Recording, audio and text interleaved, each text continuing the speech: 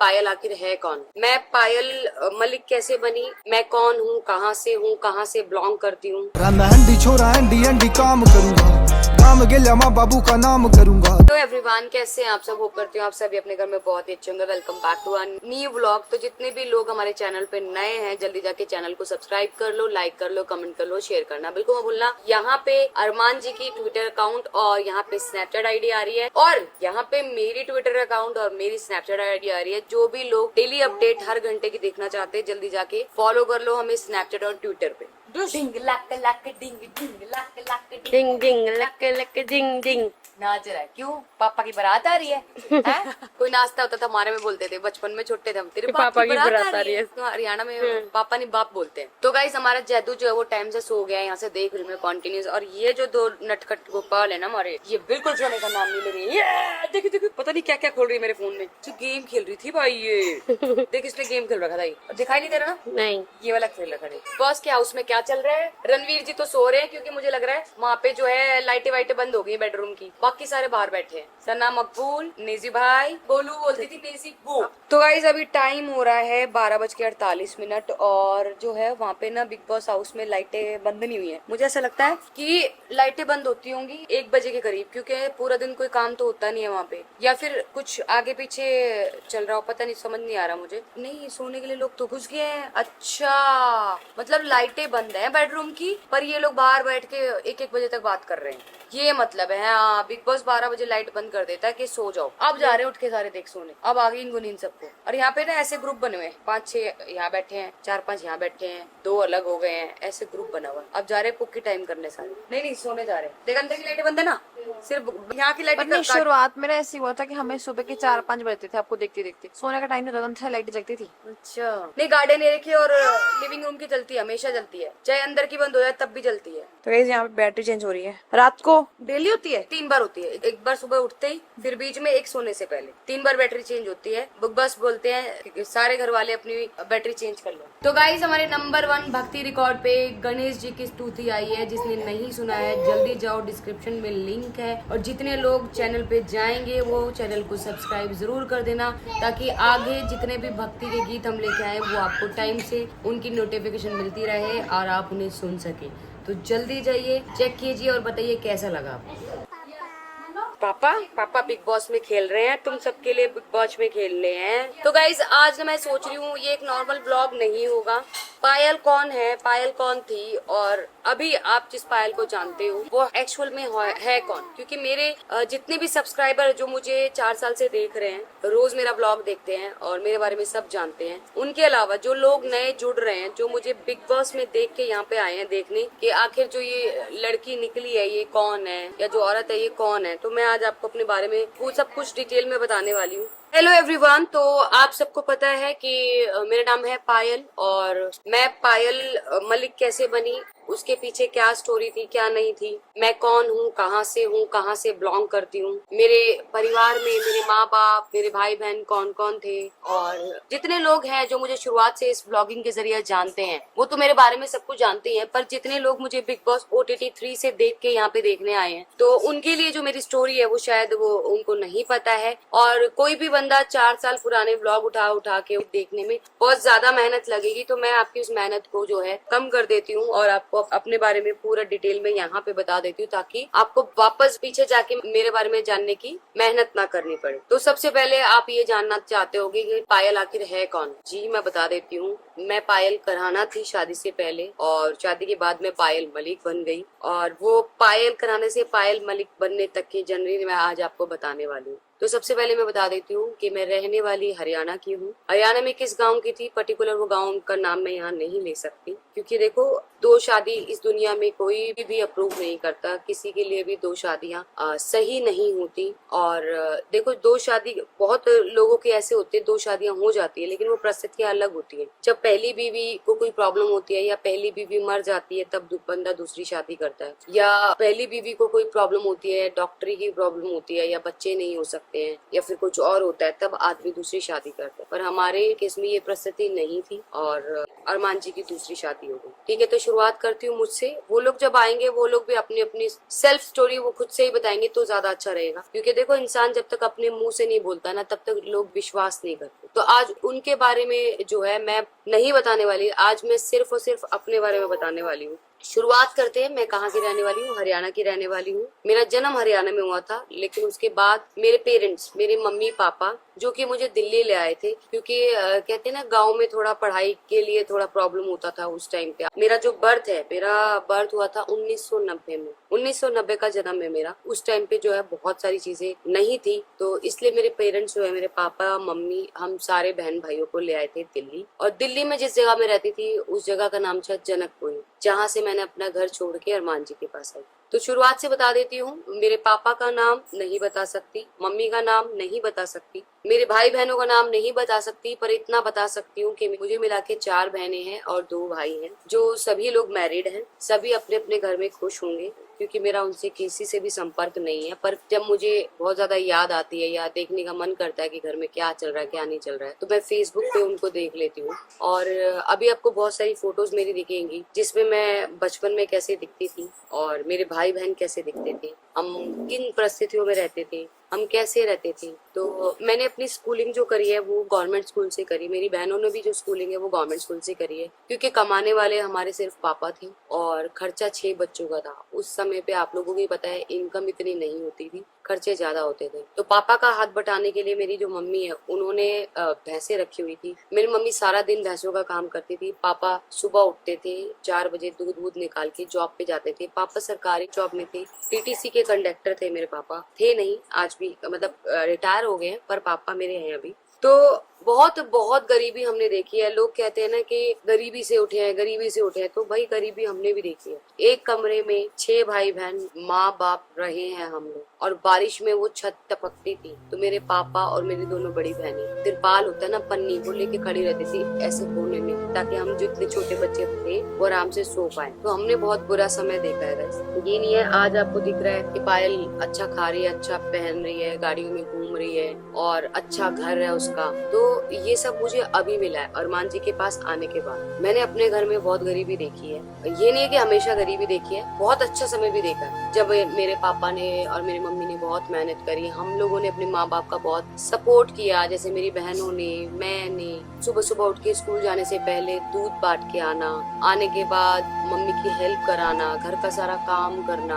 आप लोगों को लगता होगा ये मेहनत इतनी क्यों है? ये मेहनत मुझे मेरे माँ बाप ने बचपन से सिखाया। काम करना, लोगों को एक साथ लेके चलना, हर परिस्थितियों को जो है हंस के मंजूर करना। आप लोगों को लगता है कि ये इतना इजी, इतना हंसी खुशी कैसे रहती है? मेरे माँ बाप ने मुझे शिक्षा दी है कि जितना है उतने में खुश रहना सीखो, और जब कोई प्रॉब्लम आए तो उसे जो है झेलना सीखो और उससे बाहर निकलना सीखो। तो यहाँ पे पीछे आपको मेरी सारी फोटोज दिख रही होंगी, ये मेरी बचपन की फोटो है। इसमें मैं, मेरी बहन, मेरा भाई आपको दिख रहे होंगे। और परिस्थितियाँ इतनी खराब थी, सबसे बड़ी वाली बहन के कपड़े होते थे वही सारी बहनें पहनती थी, जो भाई है वो हमारे कपड़े पहनते थे। परिस्थिति ऐसी थी। फिर पापा ने गवर्नमेंट स्कूल में पढ़ाया मुझे, 1st to 5th गवर्नमेंट में मैं और मेरी बहनें सारी पढ़ी। 2 भाई थे, उनको हमेशा प्राइवेट में पढ़ाया कि लड़के हैं हमारे में। उस टाइम पे ये होता था लड़के हैं कमा के खिलाएंगे। उस टाइम पे लड़कियों की अहमियत नहीं थी इतनी, तो वो प्राइवेट स्कूल में जाते थे, हम गवर्नमेंट स्कूल में जाते थे। पढ़ाई में मैं शुरुआत से बहुत डम्प थी, जैसे तैसे 5th क्लास तक पास हुई। 6th में गई, 6th में जाती मैं फेल हो गई। पापा बहुत ज्यादा स्ट्रिक्ट थे, पापा मारते पीटते नहीं थे, सजा देते थे। सजा कैसे देते थे? पापा ने मुझे शेव करवा दिया, क्योंकि पढ़ाई में ध्यान नहीं देती थी, बिल्कुल खेल कूद ये सब में लगी रहती थी। और उस टाइम इतना वो नहीं था, बाल भी बहुत खराब थे, क्योंकि बच्चों में खेलती थी, हाइजीन की वो नहीं करती थी, तो जुएं हुए भी थी, सब कुछ था। ठीक है, फिर पापा ने पूरा शेव करा दिया। पापा को लगा कि इसके सर की जुएं भी निकल जाएंगी और इसको सबक भी मिल जाएगा, ये पढ़ाई में ध्यान देना। पापा ने शेव करवा दिया। उसी दौरान मेरी 2 बड़ी बहनों की शादी थी। नाम शायद मैंने पहले किसी ब्लॉग में बताया होगा, पर मैं दोबारा नहीं बता सकती हूँ नाम। उनकी पर्सनल लाइफ है, क्योंकि वो शादीशुदा हैं, जॉइंट फैमिली में रहती है। मैं नहीं चाहती मेरी वजह से उनकी लाइफ में कुछ दिक्कत आए। तो उस दौरान उनकी शादी हुई, बहुत अच्छे से सब कुछ हुआ। फिर सारी जिम्मेदारी जो है, 2 बहनें बड़ी चली गई तो हम 2 रह गए, क्योंकि पहले 4 बेटियां थी माँ बाप की, तो चारों जो है हाथ बटा देती थी। 2 की शादी होने के बाद ना हम 2 ही रह गए, और हम दोनों पे जिम्मेदारी बहुत ज्यादा बढ़ गई, क्योंकि घर में 5-5 भैंसें, छोटे भाई, फिर घर की रिस्पॉन्सिबिलिटी, साफ सफाई, पापा जॉब पे जाते थे, मम्मी और काम करती थी, तो रिस्पॉन्सिबिलिटी बहुत ज्यादा थी। पर मेरी जो बहनें थी ना, और मेरी बहनों और भाइयों में प्यार इतना ज्यादा था। मैं ये कहती हूँ कि आज तक भी मैंने ऐसे भाई बहन का प्यार नहीं देखा जो मेरा और मेरे भाई बहनों का प्यार। दुनिया में बहुत भाई बहन देखे, पर इतना जो प्यार हम 6 बहन भाइयों में था वो मैंने आज तक नहीं देखा। मेरी बहन ऐसी थी, हम स्कूल में जाते थे, 3 बहनें एक साथ एक ही स्कूल में जाते थे। मैं 6th क्लास में थी, वो शायद 8th या 9th क्लास में थी। अब मुझे अभी प्रॉपर याद नहीं है, बहुत पुरानी बातें हो गई हैं, 14-15 साल पुरानी बातें हो गई हैं। जिसमें से मेरी जो सबसे बड़ी, उससे छोटी वाली बहन थी, उसका पढ़ाई में थोड़ा सा ना मेरे जैसा था, पढ़ाई में उसका वो नहीं था, बाकी बहुत हुनर था उसके हाथ में। काम पूरे घर का ऐसे साफ सफाई करती थी, खाना एक से एक बनाती थी, ब्यूटिशियन का उसने कोर्स कर लिया था, बस पढ़ाई में बेचारी का दिमाग नहीं चलता था मेरी तरह। तो वो इतना प्यार करती थी हमें। वो क्या करती थी, क्लास में सारे बच्चों से पूछती थी कि किसी को कुछ खाना है, तो उसको पैसे देते थे, वो पैसे इकट्ठे करती थी। वहाँ हमारे स्कूल के बाहर आप नहीं जा सकते कुछ लेने खाने पीने के लिए, गेट होता था हमारे रिसेस के बाद ना, वो पीछे वाले गेट के साइड ना छोले कुलचे वाला आता था, उस गेट के ऊपर बेचारी चढ़ के और वो पैसे इकट्ठे करके छोले कुलचे लेती थी। और जैसे होता है ना कि 6 कुलचे के पैसे है तो वो 7 ले लेती थी बोल के, और इतनी भीड़ होती थी तो अंकल जो है गिनते नहीं रहे, तो वो जो एक कुलचा लेके आते थे ना उसके छोले के साथ, वो आधा मुझे देती थी, आधा मेरे से जो बड़ी वाली बहन थी उसको देती थी, और खुद भूखी रहती थी। तो इतना प्यार था हमारे बहन भाइयों में। इवन जब मेरी बहनों की शादी हुई तो वो इतना रोई कि अब कैसे चलेगा सब, मतलब दूसरे परिवार में चले गई हैं, तब भी हर 1 घंटे में 2 घंटे में मेरे मम्मी पापा को कॉल करना, आप ठीक हो नहीं हो। और मेरी 2 बहनें गई तो मेरे मम्मी पापा भी कोई हो गया, मेरी बेटियां चली गई, मतलब जिम्मेदारी इतनी ज्यादा बढ़ गई, फिर सारा काम बढ़ गया, स्कूल भी देखना है, घर भी देखना है, पैसे भी देखनी है, भाई भी देखने हैं, तो जिम्मेदारी हमेशा से रही है मेरे ऊपर। तो उसके कुछ टाइम बाद मेरी बहनों के बच्चे, बड़ी वाली बहनों के दोनों के बच्चे हुए, बहुत ही क्यूट से पहले बच्चे। हमारे घर में पहली बार ऐसे छोटे बच्चे हमारे अलावा, उनको बहुत प्यार दिया। फिर बहुत सारी चीजें ऐसी हैं जो मैं जिंदगी में कभी नहीं भूल सकती मेरे परिवार की, क्योंकि मेरे माँ बाप ने चाहे लग्जरी लाइफ नहीं दी है, पर मेरे माँ बाप ने जितना दिया हमें बहुत दिया। इतनी जिम्मेदारियों के बाद मेरे पापा ने पढ़ाई पे पूरा ध्यान दिया, और किसी भी चीज की कमी, हाँ लग्जरी नहीं मिला हमें, कपड़े हमें उतने अच्छे नहीं मिले, जो मिलते थे वही पहन लेते थे, कोई बुआ दे जाती थी, कोई मौसी दे जाती थी, उनके बच्चों के कपड़े, वही कपड़े हम पहनते थे। नए कपड़े हमें किसी की शादी में मिलते थे, कोई दिवाली कोई भी त्योहार पे हमें नए कपड़े नहीं मिलते थे। हमारे खुद के सगे परिवार में किसी की शादी होती थी तो कपड़े मिलते थे, तो चप्पल मिलती थी, वरना सब उतरा हुआ ही पहनते थे, क्योंकि परिस्थितियां ऐसी थी, कमाने वाले एक ही थे और खाने वाले इतने में थे। फिर ज्वाइंट फैमिली थी हमारी, जिसमें मेरे 3 चाचा, 3 चाचियां, उनके बच्चे। अगर सिर्फ जिम्मेदारी हमारी होती तो शायद हमारी लाइफ कुछ और होती, पर जिम्मेदारी पूरे परिवार की थी। अब जैसे घर में कोई शादी है तो चारों भाई मिलके करेंगे, घर में कोई फंक्शन है तो वो 4 भाई मिलके करेंगे, घर में कुछ हुआ तो वो 4 भाई मिलके चलेंगे। मेरे घर के अंदर ये लगा लीजिए कैंसर का इतना बुरा प्रभाव था।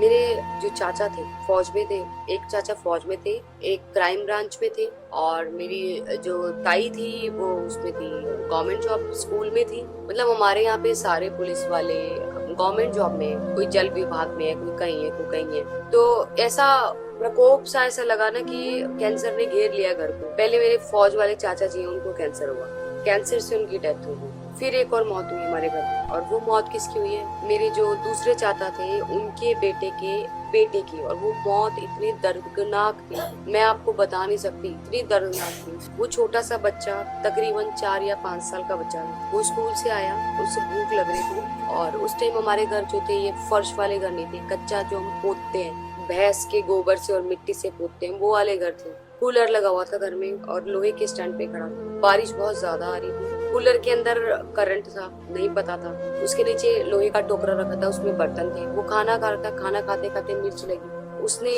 उस स्टैंड को पकड़ा, स्टैंड पकड़ के उस टोकरे में हाथ डाला, नीचे भी गीला लोहा, अर्थिंग, उससे करंट लगा, वो वहीं गिर गया। अब मुझे नहीं पता वो कितनी देर गिरा रहा, कोई काम था, मैं जस्ट आ रही थी, मतलब ऐसे था, ये नीचे था और मैं ऊपर थी, सीढ़ियों के ऊपर खड़ी थी। मैंने देखा क्या हुआ, वैसे उसका नाम प्यार से साहिल था, हम उसे तन्ना बोलते हैं। मैंने देखा तन्ना गिरा हुआ है, मैं जोर से चिल्लाई, मैंने कहा क्या हो गया इसको, क्या हो गया। उसकी मम्मी अंदर ही बैठी थी कमरे में, अब उनको वो टीवी देख रही थी, टीवी देखते देखते उसकी आवाज नहीं सुनाई, वो चिल्लाया भी होगा तो उसकी आवाज नहीं सुनाई।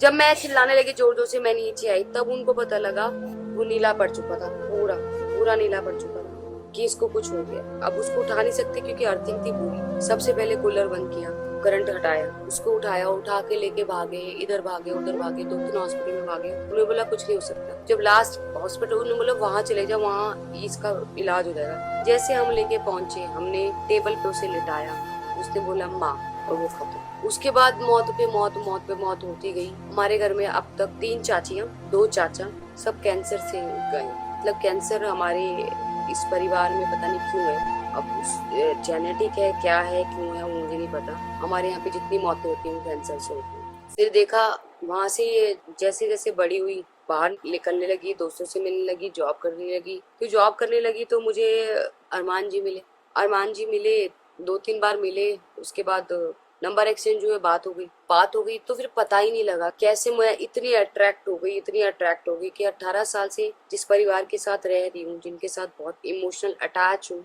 उनको छोड़ने का सोच लिया मैंने। अब मेरे पापा थोड़े स्ट्रिक्ट थे, तो 7 बजे के बाद हम घर से बाहर भी नहीं निकल सकते थे। तो जैसे तैसे मैंने घर छोड़ दिया, मैं अरमान जी के पास आ गई। जैसे 7 बजे ना मैंने बोला मुझे घर जाना है। फिर मैं डर भी रही थी कि अगर इस टाइम घर गई तो क्या बोलूंगी, मैं कहाँ थी सुबह से। 7:30 बजे मैंने बोला अब तो मैं जा ही नहीं सकती। शायद वो पापा का एक डर, क्योंकि पापा स्ट्रिक्ट थे, पापा को एक डर कि मैं घर कभी वापस नहीं जा पाई। शायद वो डर नहीं होता तो क्या पता मैं घर वापस चली जाती या मेरी लाइफ क्या होती क्या नहीं होती, मुझे नहीं पता। उसके बाद अरमान जी मिले, अरमान जी के साथ में रही एक कमरे में। मतलब हम पीजी में रहते थे, ये भी इतना नहीं कमाते थे। पीजी में रहते थे, 5,000 रुपए देते थे। वहाँ पे खाना पीना सब पीजी वाली आंटी देती थी। कोई पर्सनल रूम नहीं था, ऐसे ड्राइंग रूम था, वहाँ पे एक बेड दिया हुआ था, उस बेड पे हम दोनों सोते थे। बहुत बुरी हमने लाइफ देखी गाइस। ये जो अभी आप देख रहे हो घर, ये वो इतने लोग काम कर रहे हैं, ये हमने ऐसे नहीं कमाया। लोग कहते हैं ना कि अब मान लो मैं यहाँ पे फिर एक बार शिवानी का नाम लेना चाहती हूँ। लोग कहते हैं उसने बहुत मेहनत करी है, उसने बहुत दुख देखे हैं। मुझे ऐसा लगता है कि उसके पीछे